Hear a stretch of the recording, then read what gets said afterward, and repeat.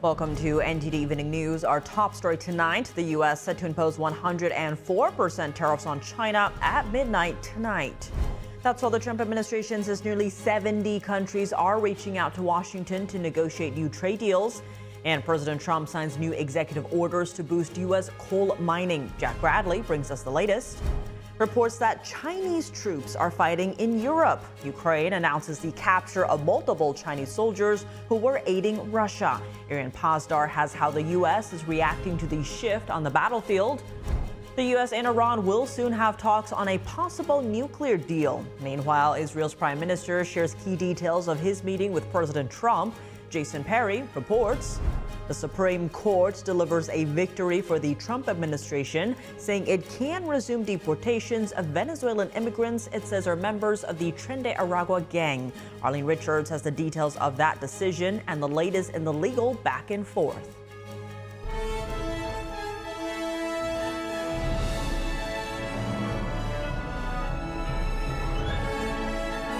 This is NTD Evening News, live from our global headquarters in New York City. Here's Tiffany Meyer. Good evening, and thank you for joining us tonight. Ukraine says that yet another country is joining the war between Kyiv and Moscow. President Volodymyr Zelensky announces that Ukraine's forces have captured Chinese troops on European soil. NTD's international correspondent Arian Pazdar has the details on Beijing's involvement. It's disturbing with the Chinese soldiers having been captured. The State Department on Tuesday confirming that the U.S. saw reports saying that Chinese troops are fighting in Ukraine. Ukraine announced that it saw at least 6 Chinese fighters. The Ukrainian military says it captured 2 of them. China provides nearly 80% of the dual-use items Russia needs to sustain the war. 80% comes from China. The State Department spokesperson added that continued cooperation between Russia and China in the conflict will only further contribute to global instability. Secretary of State Marco Rubio is set to meet with Russian officials in Turkey on Thursday. The spokesperson suggested that recent moves by Russia indicate Moscow might not actually be seeking peace, something Rubio is set to find out. The lives affected, we don't have time. Every day, every week that goes by affects the quality of people's lives, and some people who are alive now will not be alive tomorrow. Meanwhile, Ukrainian President Volodymyr Zelensky calling on the U.S. to address the presence of Chinese forces fighting in Europe. They are citizens of China. I think this is a very important element. I think the United States of America needs to pay more attention to what is happening today. This is another country that supports the Russian invasion of Ukraine. Russia previously used North Korean troops against the Ukrainian incursion into the Kursk region. Zelensky says the use of Chinese troops is taking it to another level. That's because they're fighting on Ukrainian soil, not in Russia. Zelensky is now seeking to consult with allies to address this major change on the battlefield. Arian Pazdar, NTD News. Israeli Prime Minister Benjamin Netanyahu shared some of the key points of his meeting with President Trump, including their discussions on Turkey and Iran. This comes as the U.S. and Iran are scheduled to have talks on a possible nuclear deal on Saturday. NTD's Jason Perry has the details. Close to 70 countries have already reached out to President Trump since new tariffs went into effect. And the first world leader to meet with Trump on the matter was Israeli Prime Minister Benjamin Netanyahu.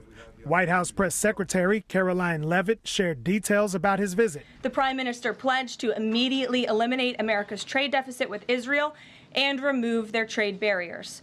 Israel's proactive approach should serve as a model for the rest of the world. On Tuesday, Netanyahu explained that he and Trump discussed security issues as well, such as the war in the Gaza Strip and the hostage situation. Netanyahu said that Israel is in contact with countries that are talking about the possibility of taking in residents from the Gaza Strip. And he said, quote, because in the end, this is what needs to happen. Netanyahu also said they discussed Turkey, which has been in talks with Syria's new government. Turkey wants to establish military bases in Syria, and this is a danger to Israel. We oppose this. We are working against this. I told President Trump, who is my friend, also a friend of Erdogan, if we need your help, we will talk to you about it. And they also discussed Iran. First of all, Iran. We agree that Iran will not have nuclear weapons. This can be done in an agreement, but only if this agreement is a Libya-style agreement, that we go in, blow up the facilities, dismantle all the equipment under American supervision and American execution. That is good. Meanwhile, in Israel, a resident shared his thoughts on Trump and a possible nuclear deal with Iran. The big difference is that Trump means business, means you're going to disarm or we're going to bomb. One of the two. You're not going to have nuclear weapons. On Tuesday, Iran's Foreign Minister Abbas Araghchi said he was planning to talk with U.S. Special Envoy Steve Witkoff in Oman. And Araghchi said those talks would be indirect, possibly through mediators. However, the White House says talks with Iran over its nuclear program will be direct and will take place on Saturday. Jason Perry, NTD News. The Department of Homeland Security is revoking the legal status of almost 1 million immigrants. The individuals were allowed to enter the U.S. using a smartphone app set up by the Biden administration. According to reports, over 980,000 people entered the country using the CBP One app. The goal was to speed up the immigration process for people facing danger in their home countries like Venezuela, Cuba, and Mexico. A senior Homeland Security spokesperson now tells NTD that the Biden administration abused the parole authority to allow millions of illegal aliens into the U.S., which further fueled the worst border crisis in U.S. history.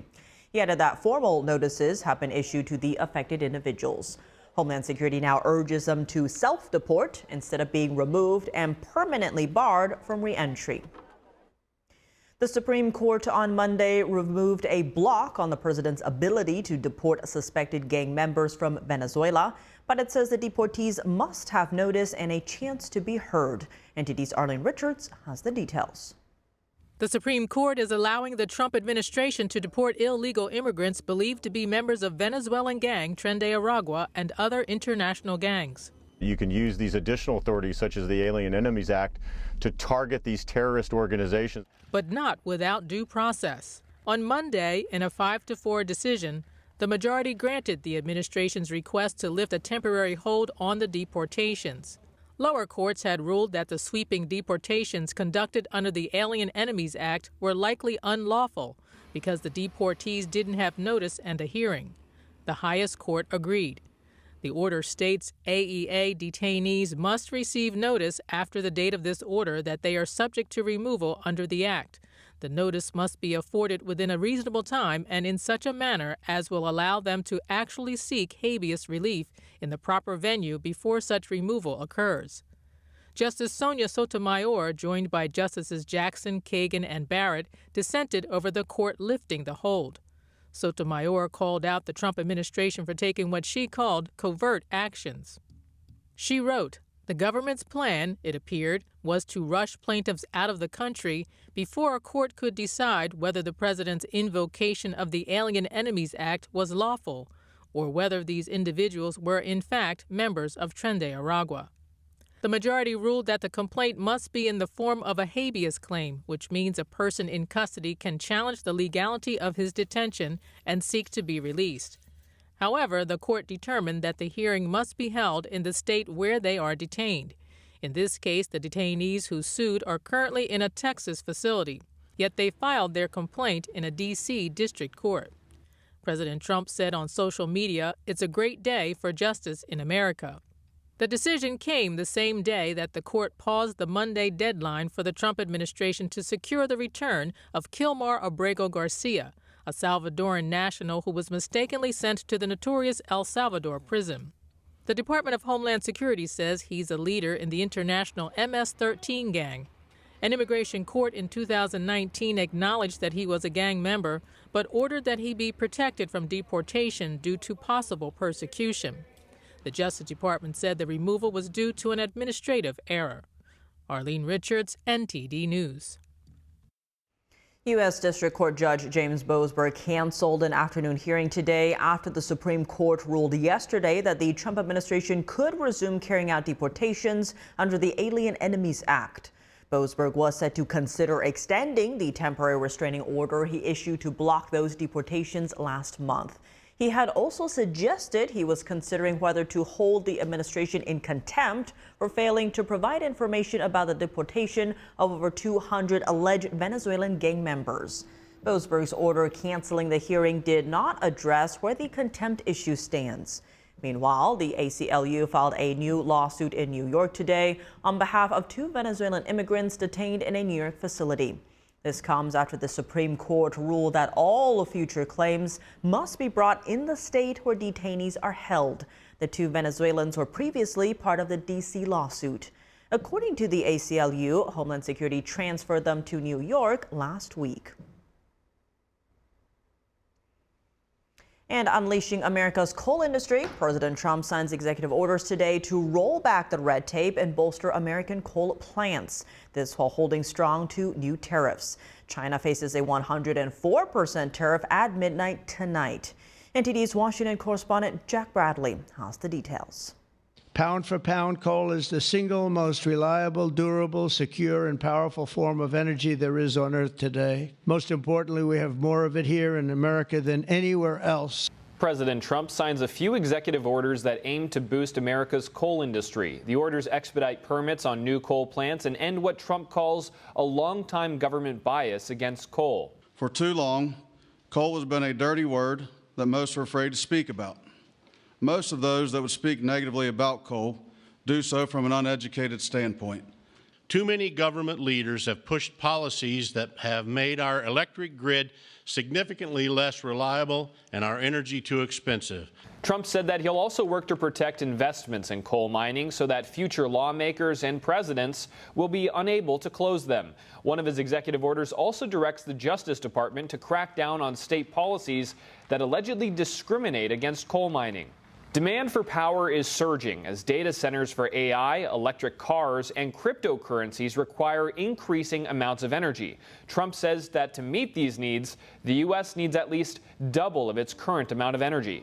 Now, this comes as the Trump administration says that nearly 70 countries have reached out to Washington to negotiate on tariffs. America's new tariffs on nearly every country around the world kicked in just last week, and tariffs on China are set to increase to 104% on Wednesday. That's if the Chinese Communist Party doesn't roll back its retaliatory tariffs on the U.S. China wants to make a deal with the United States. He believes China has to make a deal with the United States. It was a mistake for China to retaliate. The president, when America is punched, he punches back harder. That's why there will be 104% tariffs going into effect on China tonight at midnight. But the president believes that she and China want to make a deal. They just don't know how to get that started. Dozens of other countries also face increased tariffs on Wednesday. They're part of a campaign promise from President Trump to increase domestic manufacturing and level the playing field on trade. Reporting by Jack Bradley, NTD News. The Senate Finance Committee heard testimony today from U.S. Trade Representative Jamieson Greer on the president's trade policy, in particular his tariff plan. NTD's Washington correspondent Luis Martinez has more on the story. Nearly 50 countries have approached me personally to discuss the president's new policy and explore how to achieve reciprocity, and they've spoken with many members of the administration. Several of these countries, such as Argentina, Vietnam, India, and Israel, have suggested that they will reduce their tariffs and non-tariff barriers. U.S. Trade Representative Jamieson Greer told senators that the main objective of U.S. tariffs is to correct trade imbalances with other countries. Democratic ranking member Senator Ron Wyden announced this Tuesday that he will be submitting a bipartisan bill to curtail presidential powers on trade. Under the privileged resolution that I am proposing, you can put it on a fast track and get a vote that you can force. Senators pressed Trade Representative Greer on whether U.S. tariffs were being used as leverage on geopolitical negotiations, a notion that Democrats rejected and Republicans embraced. The reaction to suggestions from today's hearing that the tariffs have to do more than with trade. They have to do with geopolitical competition with China. Do you get a sense of that? Listen, if that was the case, the way you do this would you build an alliance. What we've done is the opposite. We've spent the last 10 to 15 years, including under the first Trump administration, trying to urge people to think twice about their trading with China. What we've seen so far is Japan and South Korea have entered into new negotiations with China because suddenly they look like a more reliable partner than us. Senator, do you think there's appropriate messaging from the administration on the fact that there might be many goals to these tariffs? I would hope that with some of our allies, that the goal would be fair trade. With China, is the goal fair trade? Probably not. With China, probably it's a complete strategic reset. So my guess is there's multiple goals. I mean, the president will speak to this. I mean, this is his policy. Republican Senator Tom Tillis, who is seeking re-election in 2026, threw his support behind Trade Representative Greer, but warned that the American people are wary of the effects of a trade war. Oh, I support Ambassador Greer. I think he's a great pick for USTR. And it may just be because they're operating at a level I don't understand yet. But the American people are going to have patience. They voted for the president. He won the popular vote. But that patience will run dry if they start bearing the brunt. And Senator, do you think that Republicans will support Senator Wyden's bill to claw back tariff powers from the president? No, not. I don't think. Let's face it. Chair Wyden has political motivations behind it. People like me that would like to come up with clawing back authority that's been conveyed by many Congresses is something I'm open to, but not Wyden's approach. U.S. Trade Representative Jameson Greer will testify before the House Ways and Means Committee this Wednesday to discuss the president's tariff plans and trade policy for 2025. Reporting from Washington, D.C., Luis Eduardo Martinez, NTD News. The Supreme Court has sided with the Trump administration for now regarding several thousand probationary federal employees it's trying to fire. Today, the court allowed the administration to keep the workers off the payroll while lower courts weigh whether the downsizing efforts are legal. The high court's decision blocks a ruling from a lower court judge that required the government to reinstate more than 16,000 probationary employees. This isn't the final word on whether the employees will be able to keep their jobs, but it will have a significant impact on them and the agencies they work for. Two liberal justices, Sonia Sotomayor and Ketanji Brown Jackson, publicly dissented. Coming up, the House Doge Subcommittee debates what to do about the cost of managing unused federal buildings. Jason Blair has the highlights from that hearing. And EU anti-monopoly investigations into Apple and Meta will soon conclude. The tech giants could face modest fines, but President Trump has previously warned doing so would be met with tariffs. Malcolm Hudson reports from London after the break.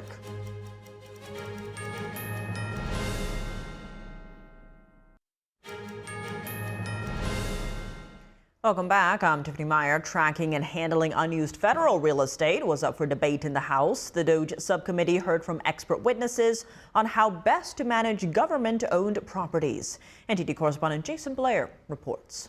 Here in D.C., GAO found in 2023 that the vast majority of federal agency headquarter buildings were less than 25% occupied. The House Subcommittee on Delivering on Government Efficiency met Tuesday to probe how federally owned real estate is managed. Taxpayers spend about $10 billion annually just to operate and maintain all of it. Subcommittee Chairwoman Marjorie Taylor Greene says that the General Services Administration has the goal of reducing the amount of federally owned real estate by half. This is a massive real estate auction. Ranking member Melanie Stansbury acknowledges that building management, including problems of excess and underutilized spaces and poor building conditions, has been a bipartisan issue for over 2 decades. All of that is to say that this is a long-standing issue that many administrations have worked on, and it certainly isn't something new. Stansbury listed a couple of improvements made under the Biden administration,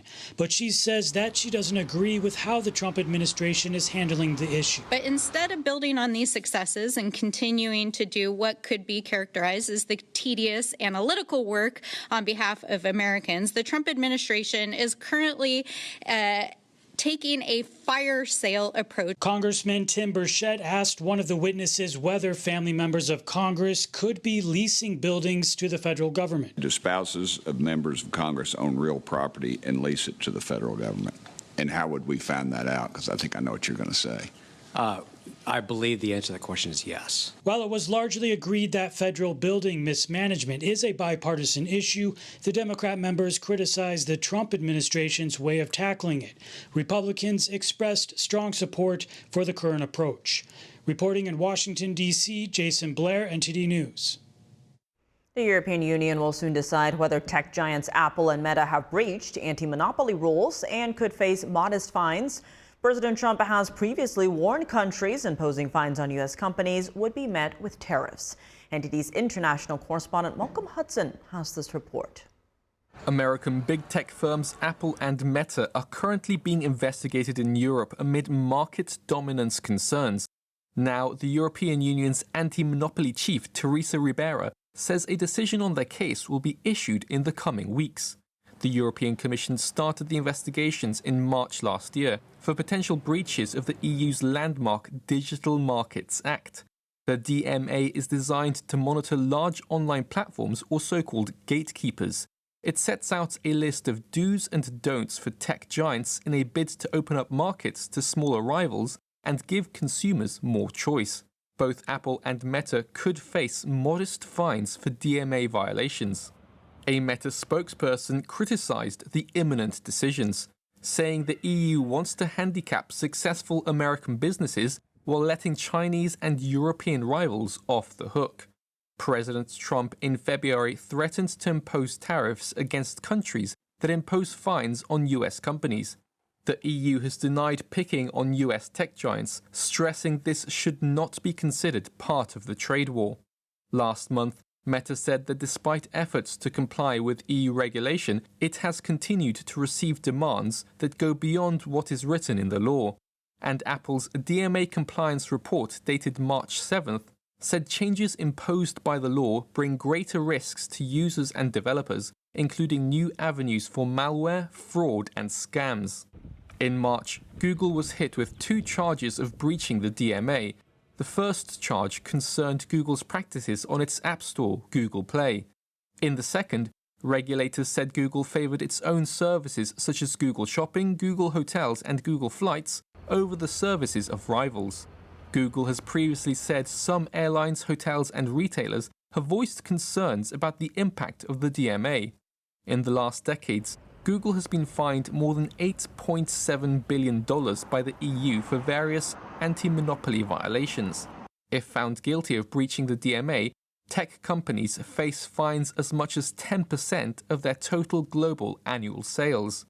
The European Commission is also focusing its attention on Amazon, which it accuses of promoting Amazon's own products over those of other companies on the platform. Malcolm Hudson, NTD News, London. Coming up, the White House signaling additional tariffs on Chinese imports starting tomorrow. Meanwhile, world leaders are reaching out for potential negotiations. What do Americans think about the latest escalation? We'll hear from folks in D.C. And could the tariffs give the U.S. more leverage when it comes to countering the Chinese Communist regime? China and national security specialist Steve Yates joins us to discuss after the break.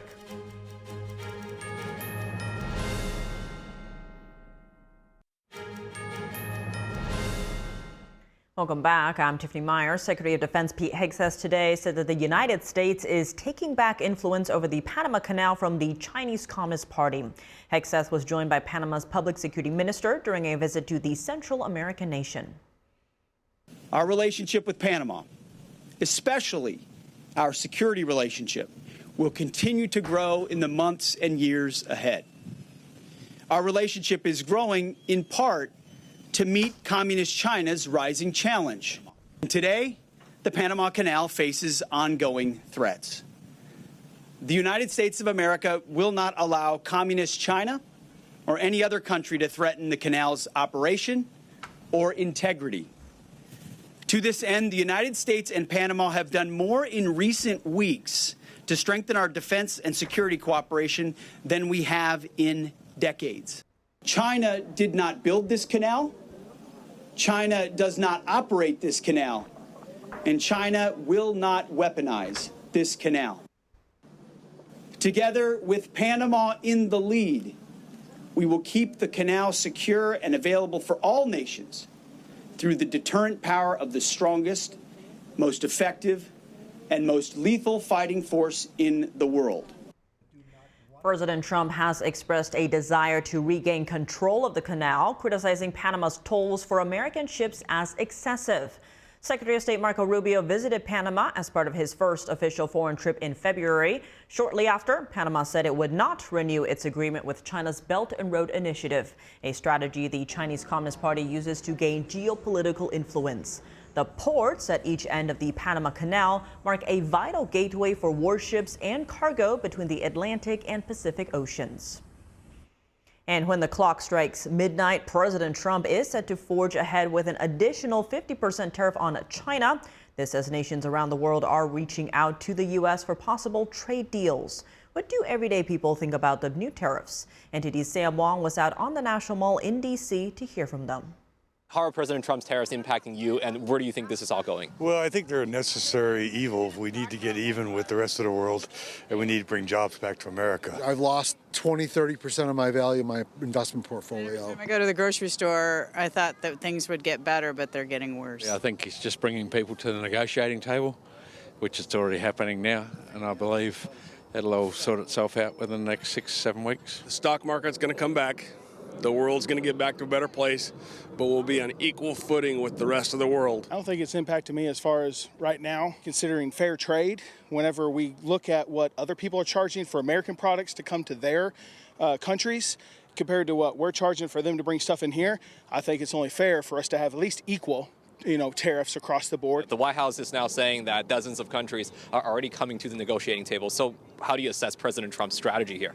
They have to come to the table. The United States puts too much money out into the world to not get it all back, and these other countries are just quietly making cash off of us. I think he's a brilliant deal maker, and I think it brought them to the table, and I think he'll negotiate with them. I think someone had to do it for the sake of America, because all their manufacturing was going downhill. I want him to do well. I want every president to do well, but taking 20 to 30% off of people's life savings and investments is not doing things right for people. I think in the end he'll have done the right thing. As of today, 62 countries have reached out to say, look, we're ready to negotiate changes in our tariffs, which that's all it should be, fair and equal trade across the board, not someone getting to charge you more for bringing your products in. Have everybody have a good economy. President Trump yesterday, he said he's going to impose an additional 50% tariffs on China. That's if China doesn't pull back its 34% retaliatory duties on the United States. Sure. So what do you make of this whole, back and forth? It's going to be who outlasts who the longest, but in the long run, they're going to have to come to the table too. China's got their whole economy to lose. I mean, they're not going real good at the moment as it is. I think they need us more than we need them, but we're going to have to get used to paying a little bit more for something for a while. But it should be done. It only seems fair. Why we're trying to change this is so that more manufacturing could be happening here. So we aren't, because there is no forced labor laws here. There's not. I think it's wrong what Chinese people are having to deal with over there. Be paid quarters and dimes and children labor and stuff like that. Wrong. Everybody deserves a fair, equal right to live and live prosperous. That's what I agree with. And joining us now to discuss the latest U.S. tariffs on China and more is Steve Yates, Senior Research Fellow on China and National Security Policy at the Heritage Foundation. He's also the former Deputy National Security Advisor to Vice President Dick Cheney. Steve, thank you so much for joining us. Good to see you again. Now, China has vowed to fight till the end, with the White House today saying it was a mistake for China to retaliate and that China both needs and wants a deal. How likely are we to see a deal before these 104% tariffs hit at midnight? I think very unlikely to see a deal before the tariffs hit. But I do think it's likely that within a couple of months, China is going to have to come to the table and negotiate. They are the primary target for this reordering of the global order, as people want to call it. Really, it hasn't had much order for the past 40 years or so, other than one direction movement of capital and manufacturing to China. And so that is the rebalancing that's underway. Lots and lots of countries, as your package mentioned, are coming to renegotiate with the United States. And that would have been a rational response from China. But under Xi Jinping, they're not following rationality for the moment. I think they're following hubris. To your point, it does seem so far China is the only one retaliating. Over 70 countries are already reaching out to the U.S. to negotiate. Now, in terms of potential future trade relations with Japan, Taiwan, Vietnam, what leverage does the U.S. have over China here? Could these countries move away from working with China on trade? Well, there's several forms of leverage that the United States has at long last discovered. It's always had it. Number one is the enormous consumer market that we have. Ultimately, we are the engine of global growth because America consumes so much. Our people do, but also the business that we do here has a lot of inputs from everywhere around the world. China doesn't have that to fall back on. There's been kind of this carrot at the end of the stick that a lot of investors have been pursuing in investing in manufacturing in China, that they might one day reach that big China market, but it isn't built around consumption. It's an export-oriented economy. And what they're doing now is they're jeopardizing their exports. So that's why I think it's ultimately irrational. The other form of leverage is, yes, they are pushing the world to decouple and rebalance. And ultimately that brings them more towards deals with us and each other. So if China's not smart, it's taking itself out of the dominant place in the equation. And Steve, the Chinese embassy in the U.S. was posting clips of Reagan talking about tariffs, essentially advocating for free trade. But what history seems to show, especially in doing free trade with China, is that free markets ended up being less free instead of the hope of a communist regime like China becoming democratized and becoming more liberal. How are you viewing this trade war, if you will, in the broader sense of dealing with something like communist China? Well, there's a few layers to it. I mean, it's hard to put aside, and we shouldn't put aside, that there is a heavy propaganda war that is going on in this. It's quite choice of the Communist Party to pick a couple or three segments of Reagan's lifetime of oratory and writing.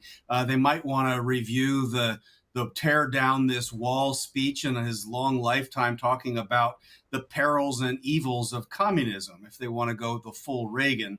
But there's also the blockading of Taiwan through exercises, encroachment on the Philippines and Japan, all that destabilizing activities going on at once. Really, it's odd that China would want to push for a trade war at this point, and that's the key point. We wouldn't be at this point but for the actions of China.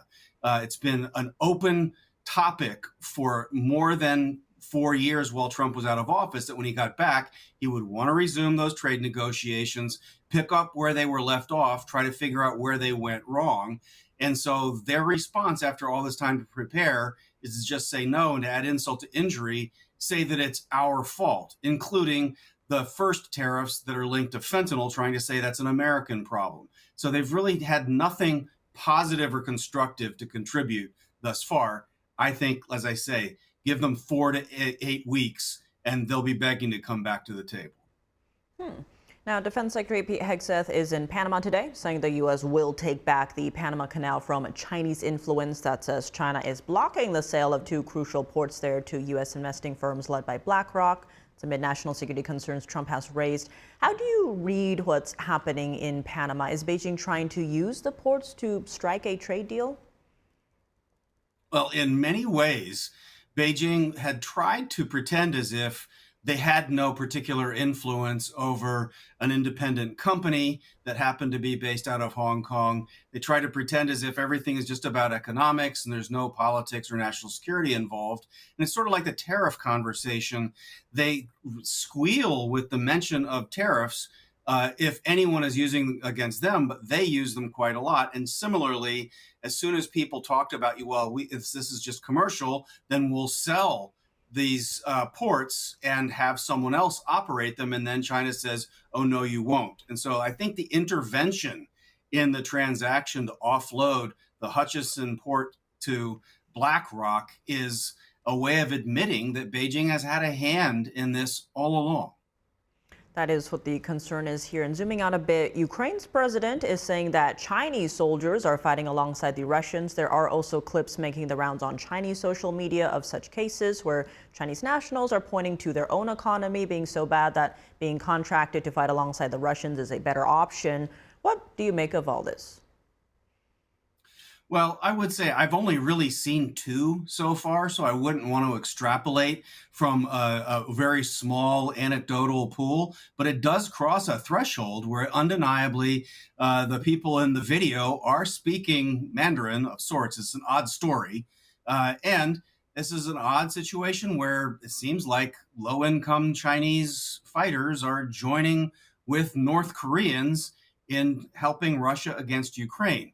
At the very, very least, I would hope it would change the calculus of Zelensky's government, who has opened up the idea of China being able to benefit in a post-war Ukraine. I hope it would wake up the rest of Europe that China is not on their side and really can't responsibly be a part of their supply chains either. And Steve, beyond trade, what other tools does the White House have to counter China's unfair trade practices, IP theft, and national security threats? Well, the one I would emphasize most of all is what they're doing with Japan.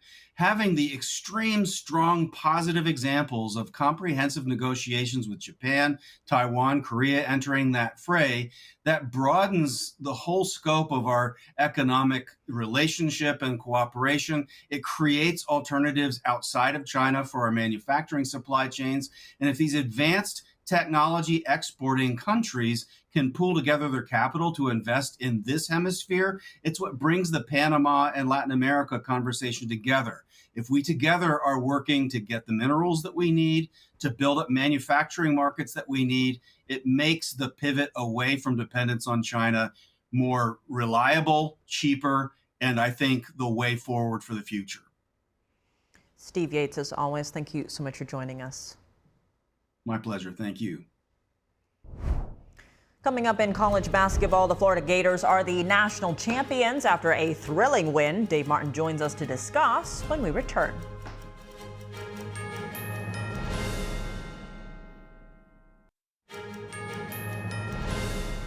Welcome back. I'm Tiffany Meyer. Now for your sports news, we're joined by NTD's Dave Martin. Dave, a lot going on today, but let's start in college basketball as the Florida Gators won the title last night, beating Houston in a very close game and a strange ending too. What was your take? Thrilling game, very strange ending for sure. I mean, Florida only led for like about a minute out of this 40-minute game, somehow won. Their defense was actually was what won it down the stretch. I mean, for all the press they get about their offense, and yeah, in a bizarre fashion, heartbreak for Houston. They turned it over on their final 4 possessions. The last one, they couldn't even get a shot off. I mean, watching that play, it seemed like it was going nowhere fast. I remember looking to see, do they have a timeout left? Because they need to call one, but they didn't. You know, on that last play, Emmanuel Sharp, who's a really good player, he gets a look at a very long 3 with a few seconds left, but he does not see Walter Clay Jr. coming right at him. He just about blocks the shot. So he has an option when he's in the air to either get the shot blocked or let it go, and hopefully someone else picks it up for his team, because he can't. Otherwise, it's a double dribble. So the game ends with this, like, these players diving on the floor for loose ball. I've never seen a game end like that, let alone a championship game. It was really a microcosm of the game that was hard fought. Every rebound was very hard fought. But anyway, congratulations to Florida for coming back and winning it. Well, shifting gears to baseball, some sad news out of the Dominican Republic as former pitcher Octavio Dotel was one of at least 44 people who were killed yesterday when the roof of a nightclub collapsed. Yeah, very sad news. This is in Santo Domingo. Now, reports are Dotel was actually pulled out of the rubble, but he passed away on the way to the hospital. More than 160 people were injured here, at least 44 dead, as you said. Cause of the collapse is still unknown. Now, Dotel, he was a relief pitcher in the majors for 15 years, played for 13 different teams, came up with the Mets all the way back in 1999. The next year, he was traded to Houston for Mike Hampton in that deal. He probably his best seasons as an Astro there from 2000 to 2004, had 36 saves in 2004 between 2 different teams. He eventually won a World Series with St. Louis in 2011, retired 2 years later. So Octavio Dotel, though, was 51 years old. Well, looking at the NBA now, some shocking news out of Denver as the Nuggets have fired head coach Michael Malone, who led the team to a title 2 years ago. Did they give a reason? No, but they also refused to extend. They announced they were refusing to extend the contract of their general manager too. So both guys were letting go. Now the team is 4th in the Western Conference standings, 47-32 record, but they were just a half a game ahead of 4 teams that are in spots 5 through 8. No team wants to get to the 7th or 8th spot, which puts you in that very confusing play-in round in the NBA. Now, they also have lost 4 games in a row. They have a losing record since the All-Star break, so things were not going great. Meanwhile, their center Nikola Jokic was having another outstanding season. He's top 3 in scoring, rebounding, and assists. Got a chance at a 4th MVP award. They really want to make sure they don't waste another year of his prime. The guy's 29 years old. So now with just 3 games left until the playoffs, they promoted assistant coach David Adelman as head coach. Now Adelman, NBA fans probably recognize that last name. His father was a former NBA coach, Rick Adelman. Anyway, his first game as head coach will be tomorrow night. Looking at sports tonight, we have 10 NBA games and a dozen baseball games on the schedule. What games stick out to you? Yeah, we've got the Lakers facing the Thunder in the NBA tonight. Now, the Thunder have already wrapped up the top spot in the West. The Lakers right now are 3rd, just ahead of Denver, who we just talked about. They're so close there. Spots 3 through 8 separated by just 2 teams with a few games left. I don't think I can ever remember this many teams so close together, this close to the end of the season. Anyway, that game is on at 8 p.m. Eastern tonight. Now in baseball, all eyes are still on the New York Yankees. They lost this afternoon 5-0. They were shut out, so no home runs for them. They still lead the league with 25 home runs in 11 games. But elsewhere, the Atlanta Braves already are 6 games out of first place in the National League East. They play first place in Philadelphia tonight. That game actually starts very soon, I think 7:15 Eastern time. Of course, it's very early in the season, but plenty of sports still on tonight. Well, Dave, as always, thanks for joining us. Thank you.